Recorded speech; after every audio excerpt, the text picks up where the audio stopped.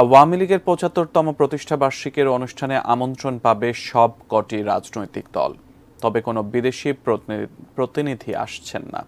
ঢাকায় র্যালি, সোহরাওয়ার্দী উদ্যানে সমাবেশ সহ সারা দেশের ইউনিয়ন পর্যায়ে উদযাপন করা হবে প্রতিষ্ঠাবার্ষিকী।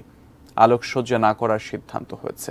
প্রতিষ্ঠাবার্ষিকী আয়োজনের উদ্বোধন করবেন প্রধানমন্ত্রী ও আওয়ামী লীগ সভানেত্রী শেখ হাসিনা। আওয়ামী লীগের প্রতিষ্ঠাবার্ষিকীর প্লাটিনাম জুবিলি উদযাপনে সোমবার দলের সভানেত্রীর ধানমন্ডির রাজনৈতিক কার্যালয়ে ঢাকা মহানগরের সংসদ সদস্য ও মেয়রদের সঙ্গে বৈঠক অনুষ্ঠিত হয়। তবে ছিলেন না দক্ষিণ সিটির মেয়র। বৈঠকে সভাপতিত্ব করেন আওয়ামী লীগের সাধারণ সম্পাদক এবং সড়ক পরিবহন ও সেতু মন্ত্রী ওবায়দুল কাদের। বিভিন্ন জায়গায় সাজসজ্জা, আলোকসজ্জা আমরা করব না, আমাদের নেত্রীর নির্দেশ। সভা শেষে ব্রিফিংয়ে তিনি জানান, ২১ জুন বিকেল ৩টায় রাজধানীর ইঞ্জিনিয়ার্স ইনস্টিটিউট থেকে ধানমন্ডির বঙ্গবন্ধু ভবন পর্যন্ত র্যালি হবে। ২৩ জুন সকালে প্রতিষ্ঠাবার্ষিকীর আয়োজনের উদ্বোধন ও বিকেলে সমাবেশ। জন্মজয়ন্তীর শুভ উদ্বোধন করবেন প্রধানমন্ত্রী, দেশরত্ন আমাদের সভাপতি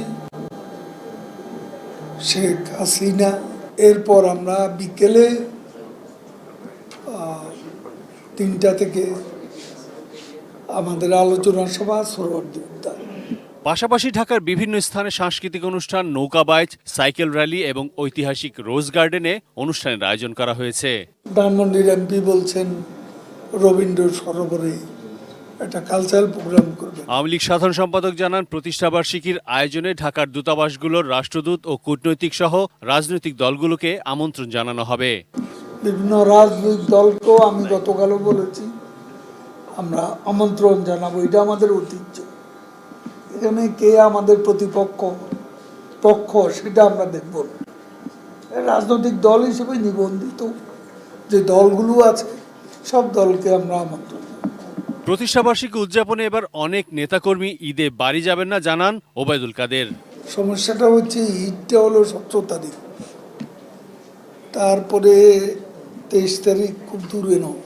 আরিফ জামাল, এটি নিউজ, ঢাকা।